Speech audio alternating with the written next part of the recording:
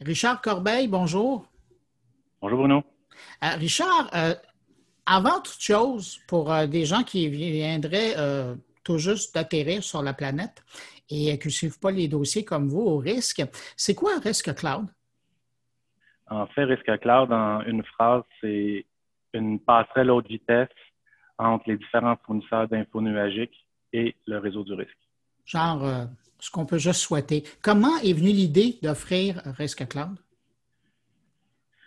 En fait, ça vient d'une demande d'un partenaire. Puis, si tu me permets, je vais juste faire une précision. Pour les fins de notre entretien, je vais utiliser le mot client, mais ça inclut tous nos partenaires, nos membres sans distinction. Donc, pour notre clientèle, en 2014, il y a un de nos partenaires qui souhaitait délocaliser certains de ses services, puis il voulait l'offrir aussi à plusieurs de nos membres. Donc, il se posait la question, comment je peux sortir les services de mon data center et l'envoyer à l'extérieur tout en offrant une accessibilité à la clientèle du risque qui serait équivalente à si les services demeuraient chez lui. Donc, le but, c'était de donner accès à ce qu'on appelle, nous, l'intra-risque et à d'autres services. Mais l'intra-risque, c'est le service primaire, si je peux m'exprimer ainsi, que le risque offre. Et juste peut-être faire un rappel rapide, si tu me permets. L'intra-risque, c'est le réseau privé qui relie l'ensemble de la clientèle du risque entre eux et sur lequel on offre aussi certains types de contenus qui sont en grande demande. Donc, il n'y a aucune limitation sur ce service-là, autre la limitation des équipements, soit du risque qui sont en place, ou encore des équipements par feu ou autres qui sont chez les clients. J'imagine qu'il y avait un objectif de performance en termes de capacité. Tout à fait. Il y avait deux caractéristiques recherchées. Il y avait un objectif d'avoir beaucoup de throughput, là, donc des gigabits par seconde, et aussi une très faible latence, donc un temps de réponse qui est très faible pour se rapprocher le plus possible d'un temps de réponse qu'on aurait dans un centre de données local. On parle de performance. Ça ressemble à quoi les vitesses maximales qui est possible d'offrir? Certains fournisseurs d'infos nuagiques sont limités à 10 gigs. D'autres sont capables d'offrir du multi-10 gigs. Au niveau du risque, on peut suivre cette tendance-là sans problème. Dans les sites principaux, on a aussi des équipements qui sont capables de gérer multi-100 gigs. Donc, pas nécessairement d'enjeu pour le risque à court terme au niveau de la capacité. Et dans le contexte où tous les réseaux ont comme explosé là, depuis les derniers mois, est-ce qu'il y a un enjeu de capacité? Non, vraiment, à court terme, on n'en voit pas.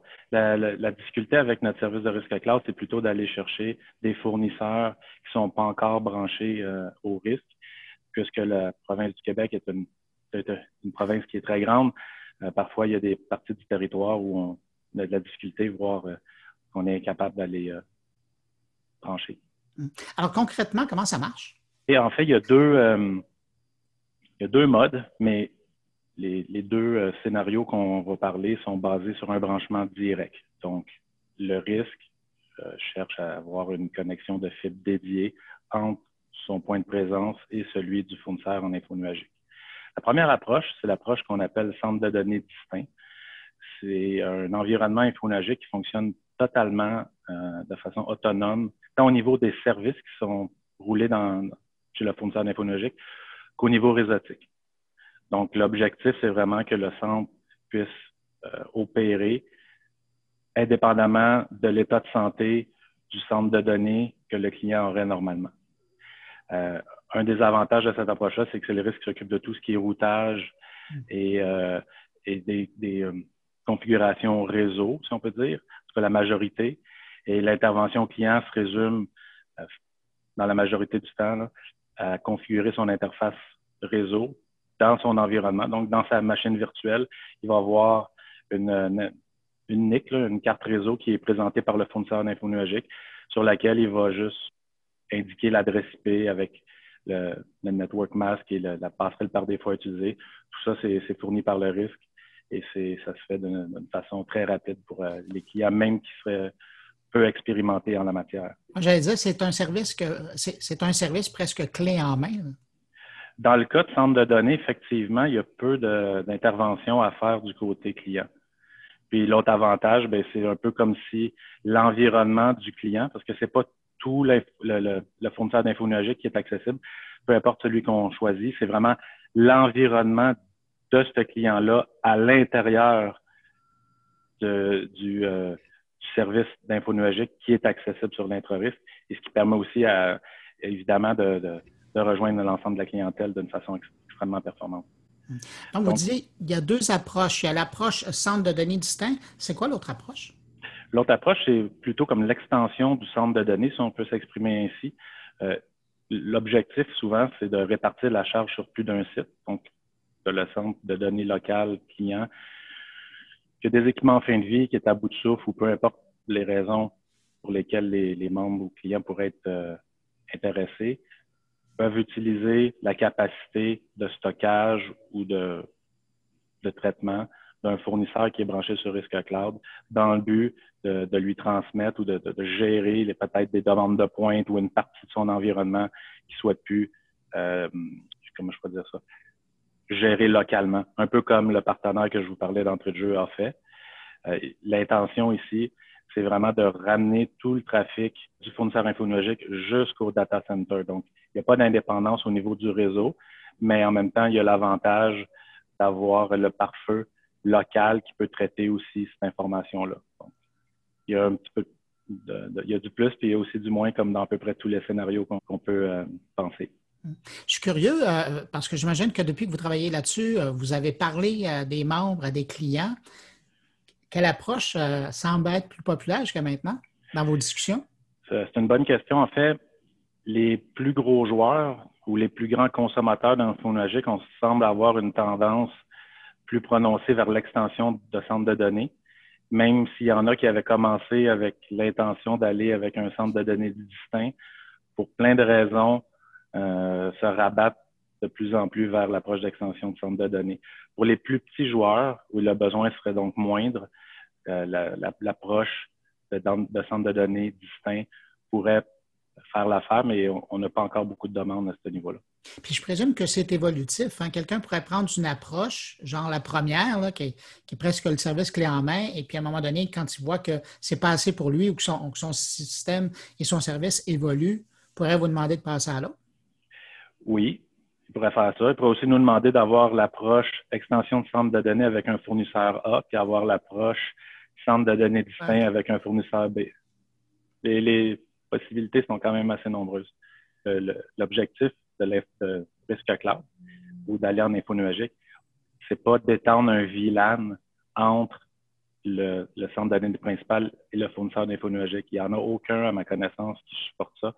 Donc, c'est important de se souvenir qu'il y a du routage à faire quand même quand on va dans cette approche-là, même avec l'approche extension de centre de données. La clarification importante à faire. Qu'est-ce que c'est ça, le service contenu? Le service contenu, c'est un autre service qui a vu le jour il y a quand même de nombreuses années. L'objectif, c'est vraiment d'améliorer la performance de ce qu'on pourrait dire du service Internet commercial. L'Internet commercial, c'est le service que monsieur, madame, tout le monde a à la maison. Le service contenu, c'est donc un sous-ensemble de l'Internet en termes de réseautique.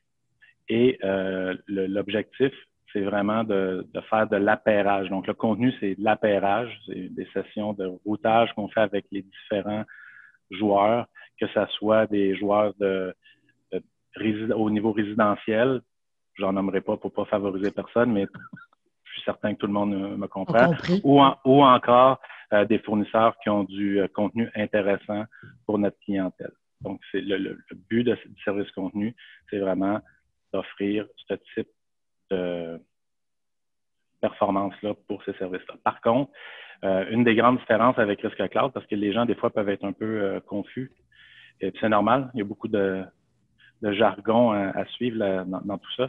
Je vais vous donner un exemple. Disons qu'on a un appairage avec un fournisseur A à Montréal, puis on l'a aussi à Toronto. Mais le fournisseur peut décider que le jour 1, son service numéro 4, il l'offre à partir de Montréal, mais dès le lendemain, il peut décider unilatéralement de l'envoyer à Toronto. Le risque ne peut absolument rien faire. C'est comme ça que ça fonctionne l'appairage. Chacun décide qu'est-ce qu'il annonce dans ce service-là ou dans la session BGP. Les préfixes sont annoncés. Mais c'est excellent pour des services un peu, exemple courriel ou des trucs qui ne demandent pas nécessairement une super grande bande passante ou une latence exceptionnelle. C'est vraiment ça l'objectif. Et puis aussi de permettre aux étudiants à la maison qui voudraient télécharger du contenu en provenance de son université, cégep ou n'importe quel client général, d'avoir un accès quand même assez direct à son contenu. Autre chose que Risque Cloud offre versus le contenu, c'est la capacité de conserver, possiblement, tout le moins, le trafic au Canada ou peut-être même au Québec, dépendamment avec qui on fait affaire, chose qui est inimaginable au niveau du service contenu, du service Internet commercial. Il y a aussi le niveau de performance qui est nettement insuffisant pour certaines utilisations comme les bases de données. Quand on parlait du courriel où l'APRH peut faire le travail sans problème, ce qui est tout à fait vrai, mais quand on a des multiples requêtes de bases de données à échanger entre un campus client et un centre d'info nuagique, la latence est extrêmement importante. Et puisqu'on sait que la performance, on a vu du 20 fois supérieur avec Risque Cloud versus le contenu, ça charme quand même pas mal les gens qui ont des besoins en base de données ou autres applications similaires. Parlant de ça, il n'y a aucun fournisseur, à notre connaissance du moins, qui offre ce qu'on appelle la qualité de service, en anglais les SLA. C'est seulement disponible pour les branchements de type dédié, comme on offre avec le service Risque Cloud.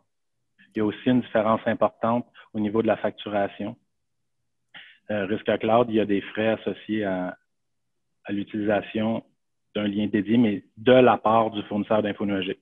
Peu importe le fournisseur que vous choisissez, qui est choisi, le fournisseur en question va ajouter sur la facture mensuelle du client un frais pour l'utilisation d'un lien privé. Donc, ça, c'est quand même quelque chose de très différent du service contenu qui, lui, il n'y a aucun contrat qui est entre qui que ce soit. Donc, le risque n'a pas de contrat avec les gens avec qui il fait du contenu. C'est best effort et on s'en tient à ça, contrairement aux fournisseurs d'info nuagique avec qui on a des relations un petit peu plus solides et on s'engage de part et d'autre quand même à avoir un meilleur traitement en cas de problème. Bruno, comme tu l'as remarqué, la performance semble avoir un prix quand même et c'est seul le client qui peut décider si ce prix-là en vaut la peine ou non. J'en profite pour passer à une autre caractéristique là, pour les gens qui auraient des besoins de contenu.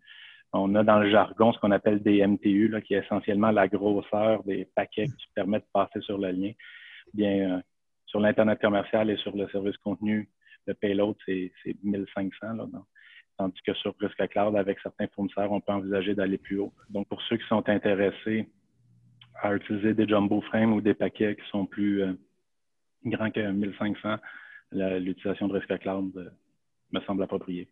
Évidemment, dans ce contexte-là, quand on parle d'un réseau comme celui-là, il y a tout l'aspect sécuritaire. Comment ça se passe de ce côté-là? Ben, d'une part, puisque le branchement entre le risque et le fournisseur d'info nuagique est fait avec une fibre dédiée, de ce côté-là, c'est sécuritaire dans le sens où il n'y a pas beaucoup de joueurs intermédiaires. Il n'y a pas de réseau intermédiaire qui pourrait essayer d'intercepter la connexion. Évidemment, ça remplace pas l'encryption, mais c'est quand même quelque chose de bien comme sécurité de base. Autre élément, au niveau des adresses IP, on utilise les adresses IP du risque ou du membre, ce qui nous donne une certaine flexibilité. C'est aussi à noter que dans le cas des centres de données distincts, le premier scénario qu'on a parlé, l'utilisation des adresses doit être une utilisation d'adresses IP publiques, tandis que dans le scénario 2, qui est l'extension de centre de données, les membres pourraient aussi décider d'utiliser des adresses qui sont dans les plages privées, là, conformément au RFC 1918 pour être précis, pour les amateurs d'RFC qui pourraient nous écouter. Et ça engendre aussi un autre genre de sécurité, c'est-à-dire tu fais ton propre routage avec des adresses privées, tu ramènes tout ça dans ton data center principal. À part le réseau du fournisseur d'info nuagique ou les gens du risque, personne ne pourrait épier ce trafic-là. Évidemment, encore une fois, l'encryption peut être souhaitable, tout dépendamment du niveau de confidentialité de l'information qui est traitée.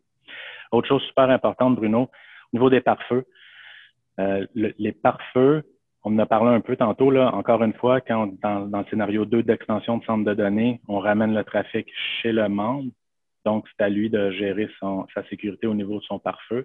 Quand on décide d'opter pour le scénario 1, donc des centres de données directs, la sécurité est comme en su. Donc, il faut soit se procurer des services de pare-feu virtuels ou travailler avec le fournisseur d'infos nuagiques pour la sécurité de son environnement. Cela dit, on travaille présentement à essayer de faire un rapprochement entre risque pare-feu et risque cloud. Donc, risque pare-feu étant la plateforme mutualisée de sécurité qu'on offre à notre clientèle. On est en train de travailler à faire un rapprochement avec risque pare-feu et ça pourrait peut-être faire l'objet, je le souhaite, de notre prochain entretien l'année prochaine.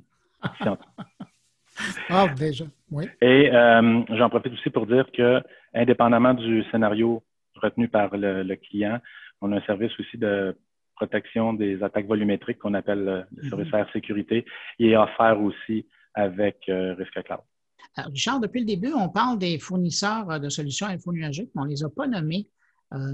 Ce sont lesquels? OK, je vais les nommer, si tu me permets, dans l'ordre d'apparition dans Risque Cloud et absolument d'aucune façon par autre ordre. C'est un choix éditorial. Non, exactement. Donc, les premiers avec qui on a travaillé, c'est la compagnie OVH, qui est présente à Montréal. Donc, on a une interconnexion avec eux. Par la suite, on a ajouté Cumulus. Cumulus, c'est un service qui est offert par l'Université Laval, donc basé à Québec. Suivi de près par le projet Cirrus, qui est un projet opéré par l'entreprise Micrologic. Et plus récemment, on a commencé à faire des tests avec une petite compagnie que tout le monde connaît, je crois, Amazon Web Services, donc AWS pour les intimes. Donc, les tests avec AWS vont bon train. Tu auras remarqué, Bruno, qu'on a 2 fournisseurs qui sont plutôt basés à Québec, d'autres à Montréal. Donc, ça peut offrir une certaine flexibilité à notre clientèle qui souhaite diversifier son portefeuille, si on peut appeler ça comme ça. Ouais. Bien, justement, moi j'ai 2 questions par rapport à ça. Comment les fournisseurs ont été choisis? Puis, est-ce que c'est possible pour un client de rajouter un fournisseur qui ne fait pas partie de la liste? C'est possible d'ajouter des fournisseurs.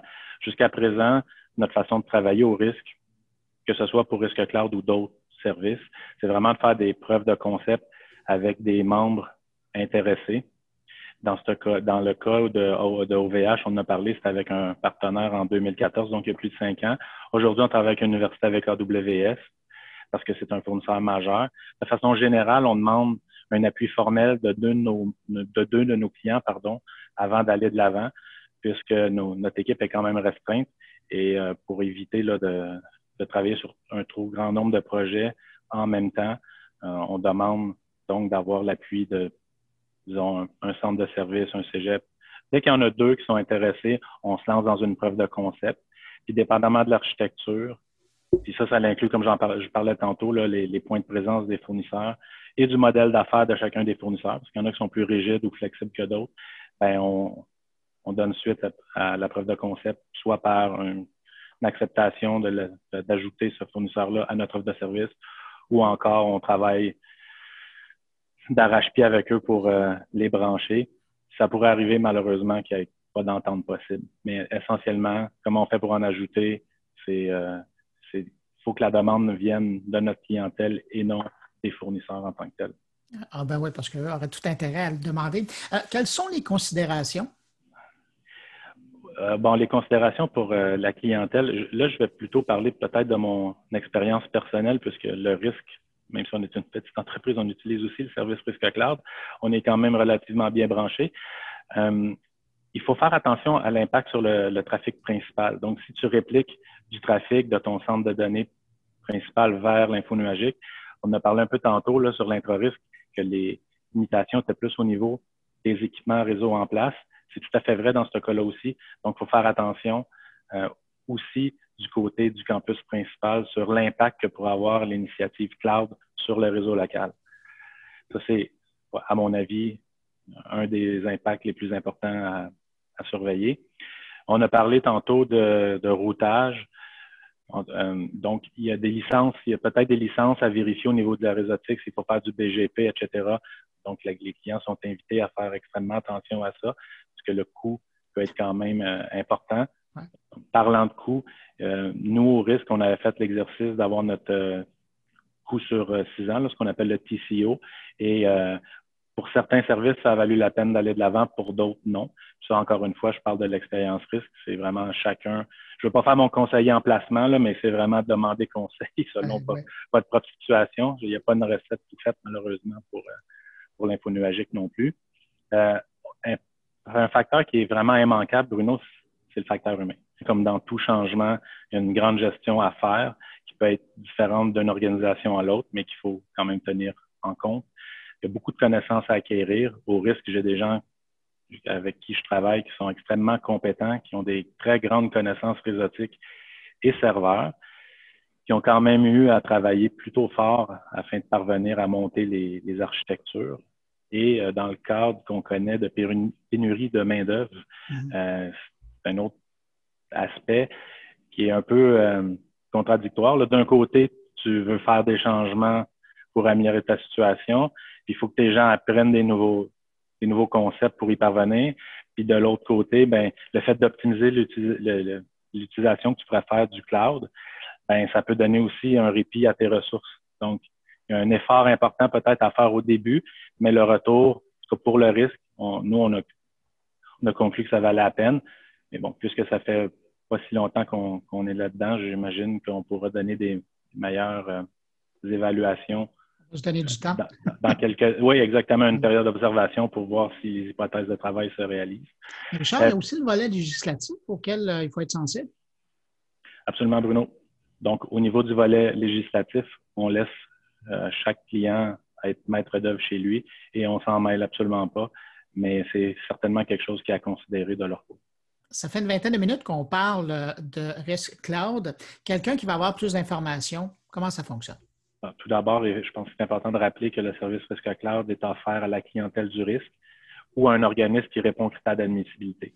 Dans ce cas-là, pour se brancher un fournisseur qui fait déjà partie de l'offre risque cloud, il suffit de faire parvenir une demande à sam@risque.québec en indiquant le fournisseur qui est visé par la demande.